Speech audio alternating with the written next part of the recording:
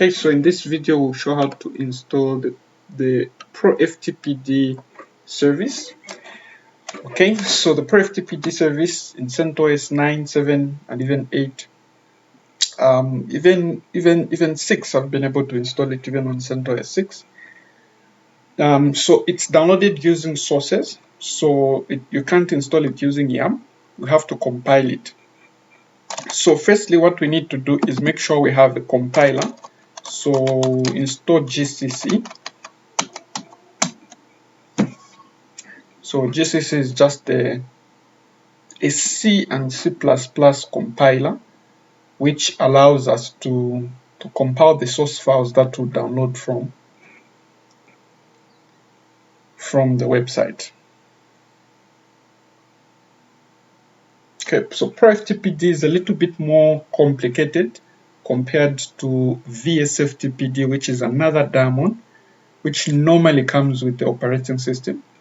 But I prefer using ProFTPD because it's got more options. It's a little bit more flexible. Okay, so once the installation is done, we can then go ahead and first of all, we should allow FTP on the file. So to allow FTP on the file, you can say sudo firewall cmd add service equals FTP -- permanent. Okay, if it's already added, then it's fine. You can reload it if not. So as you can see, mine is already added.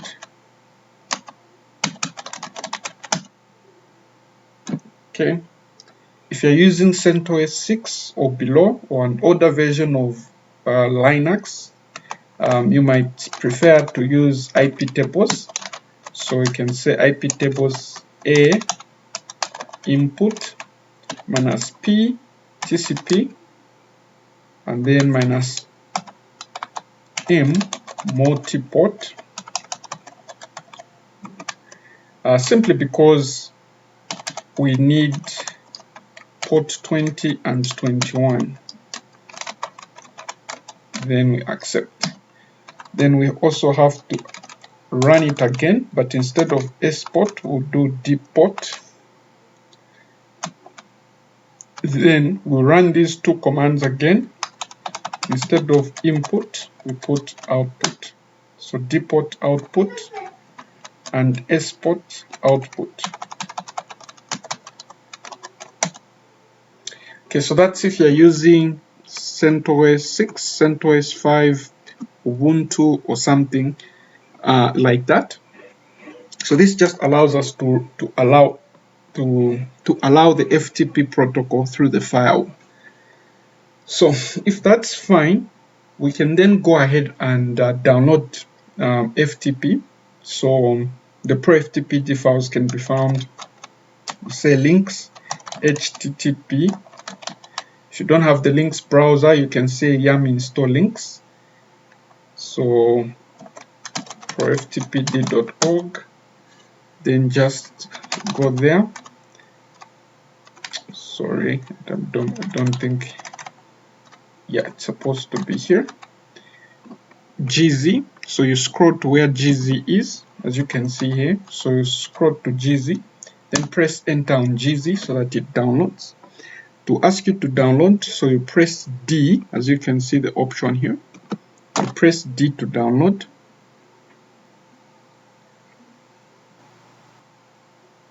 Okay, so it's done downloading. So now we need to save it to a location. Now I'm running this as a root user, so I'll save in the root directory. So scroll here to save disk, which is this section here. So you have to use your arrow keys on the keyboard. Save, and then here at the bottom, you can put the path. So say root downloads / ProFTPD. When it's done, I'll double click Q so that I quit, and then I'll go to cd root downloads to check for it. So it's there. Then we can extract it by saying tar minus xzf ProFTPD.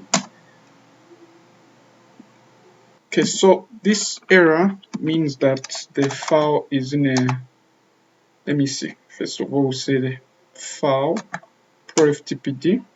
So then it says pause ix. Okay, so then we'll just say tar minus xf ProFTPD.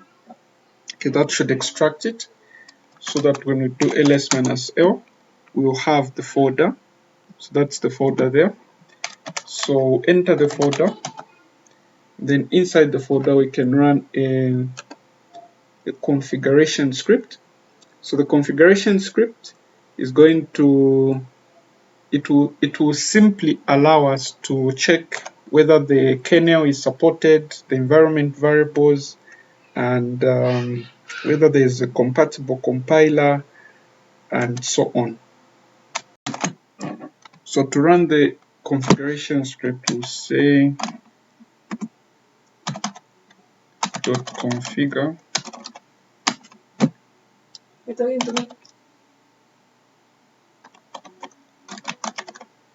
enable auto shadow, enable shadow. So the script to check if we've got access to the shadow file, if the environment variables are correct, if there's a good C++ compiler, if the Linux kernel version is able to support the compilation, and so on. So if there's any problem, then it's going to give us an error. It's going to complain about something. But if no error is given, then we can go ahead and compile the ProFTPD daemon. So let's just wait for it to finish checking that everything is fine.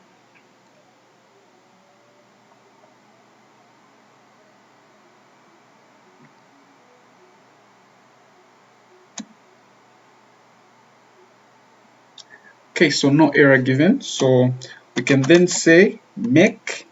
So make is like saying compile. So this actually compiles the ProFTPD daemon so that we have a program.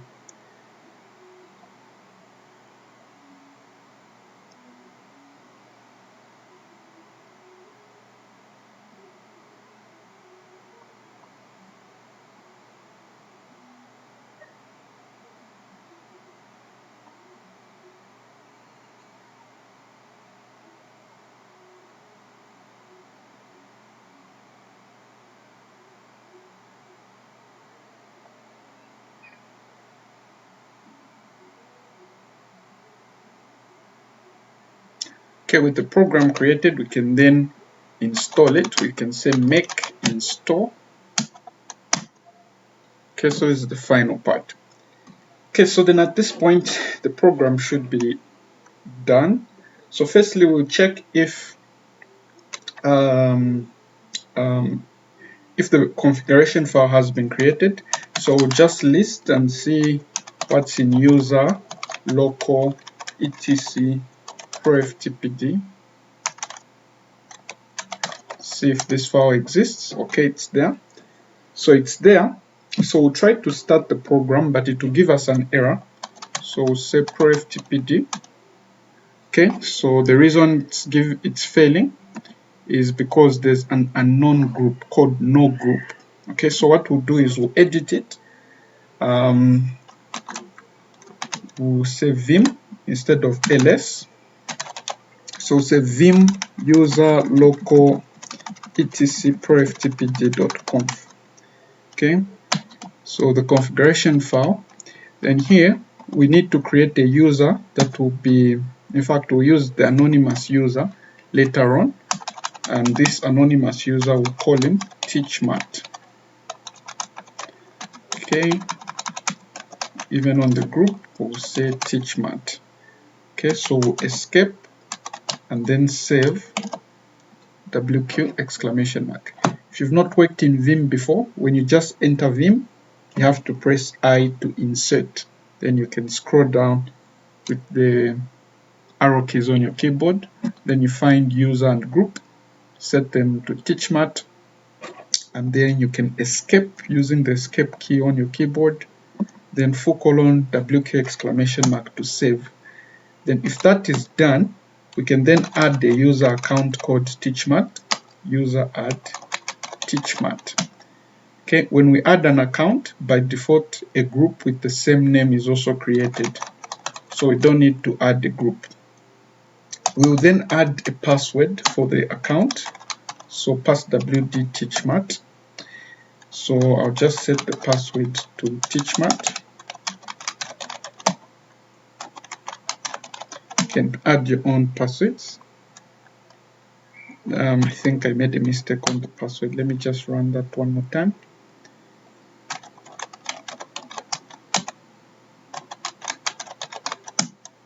Okay, so with that done, when we say ProFTPD, okay, should be able to run without an error.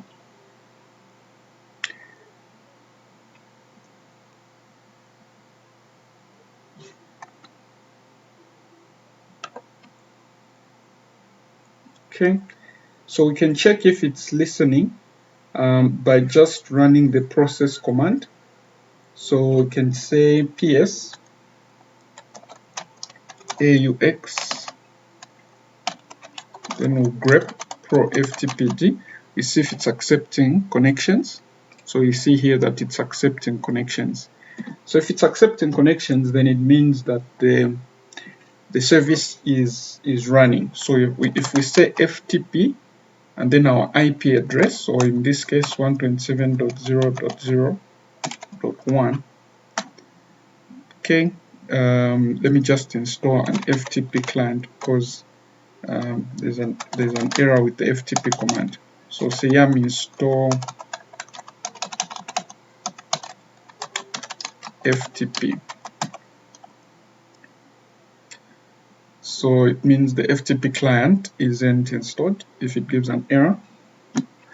So we've installed an FTP server, but the client that allows us to connect is not installed.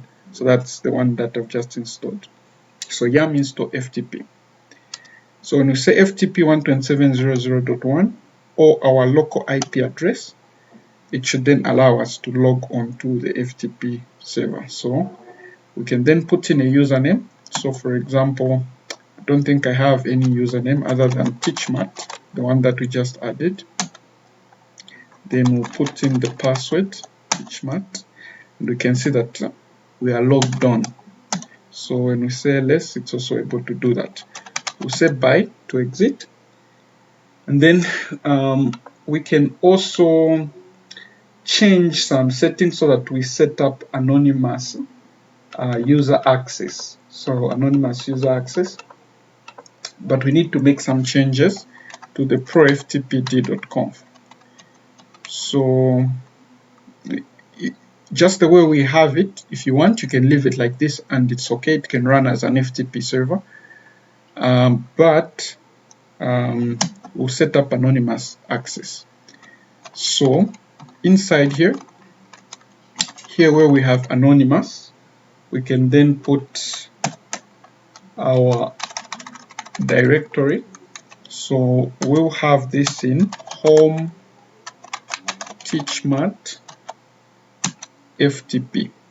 So this is that. Then user and group, this would be a teachmat as well.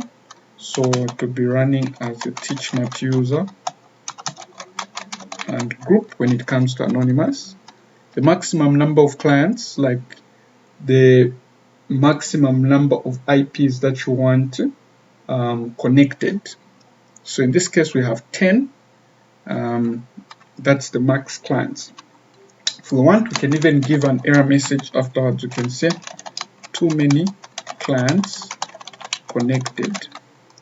Okay, then the display login, so we have welcome.msg. so this is, we're going to create this later on. Okay, for now, so we can say there's a limit on writing. Okay, that's okay. So for now, that's fine. What we need to do now is First of all, save, escape, :wq exclamation mark. Then we can go inside the teachmat directory. So inside the teachmat directory, we need to create the folder. So the folder should be called FTP, and then it should also have the appropriate permissions. So we'll say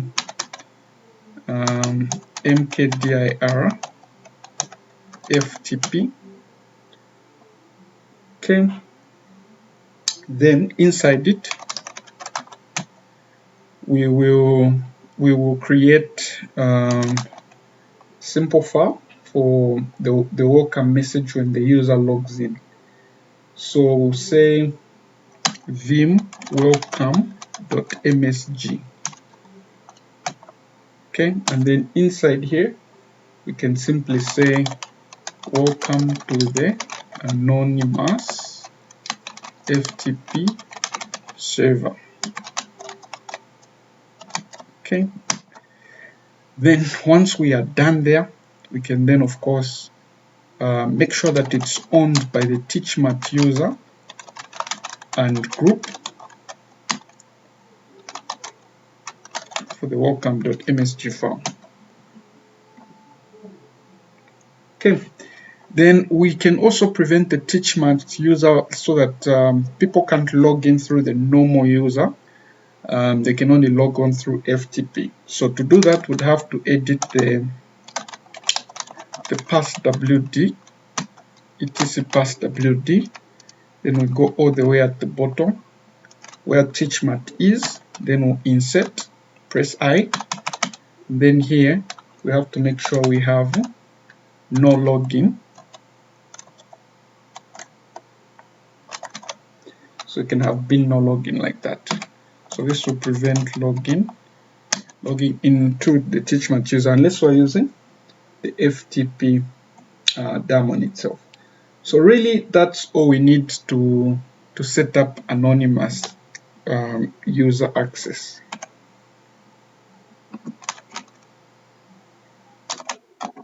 Okay, so let's just make sure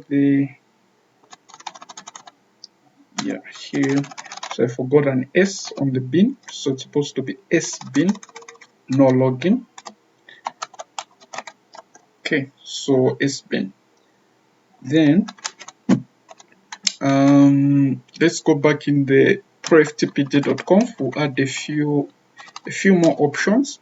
So firstly, under the user alias, we'll say anon require valid capital V and then shell lowercase s. So require valid shell should be on, rather off. And then let's see,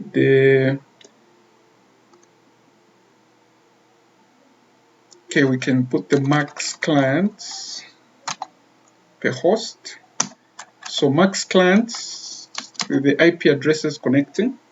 Then we can have the max clients per host. Camel case everything. So here we'll put 2.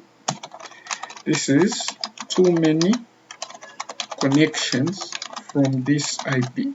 So that's the message that will be displaying. Okay, and then we can also try to hide the user like the root, so that from the, let me put a comment here first of all, hide root user. So if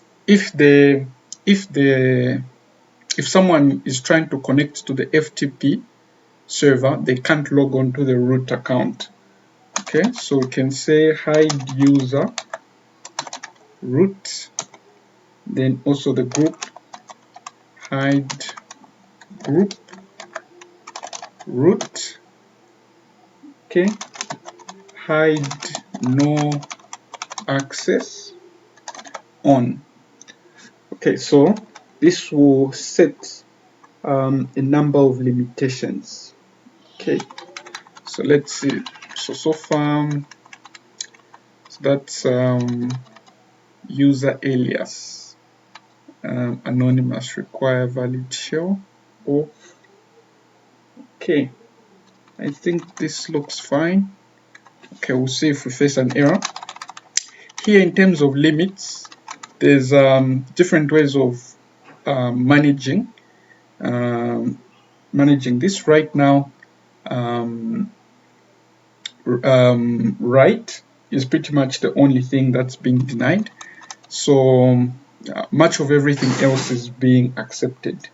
So everything else in terms of storing files, listing directories, if we wanted, we could write our own section, but I think that it's fine just the way it is.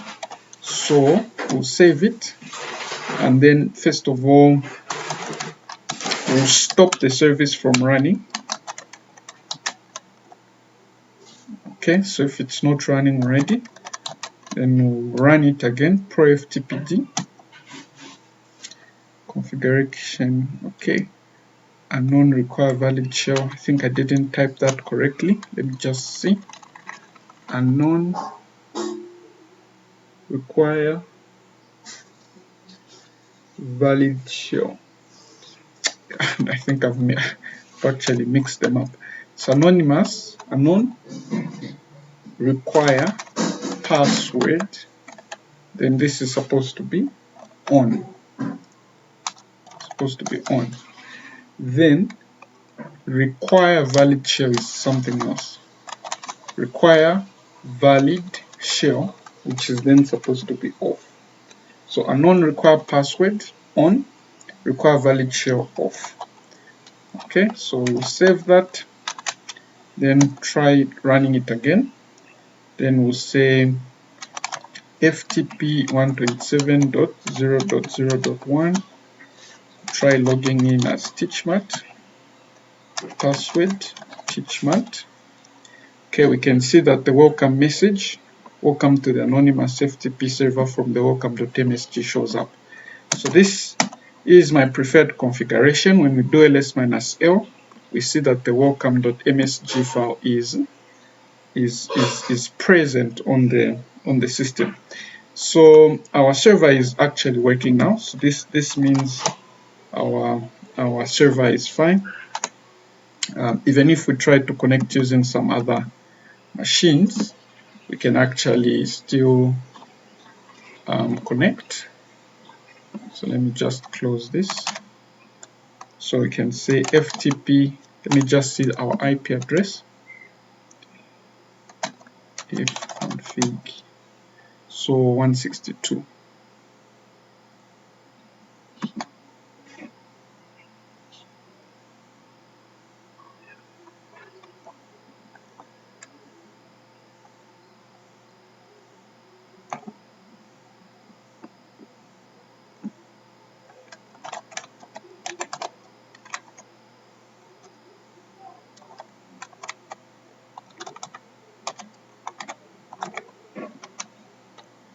Okay, so log on as teachmat. I think incorrect. Let me try that again. So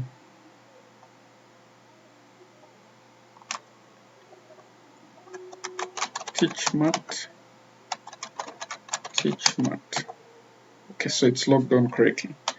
So that's how we do it. So you can see that we're able to connect from this client to the server here. So that's how we set up a ProFTPD server. We can also connect to it from Windows. So let's say, for example, I think Windows should have by default an FTP server. So if we say FTP 192.168.43.162. Okay, so the username is teachmat and the password is teachmat. Then it will log us.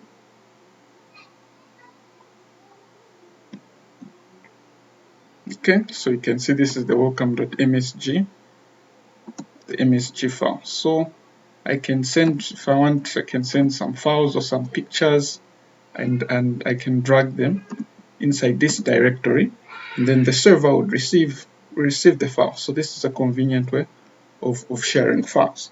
So that's the end of the tutorial. Like the video, leave a comment, subscribe to the channel. Thank you for the support.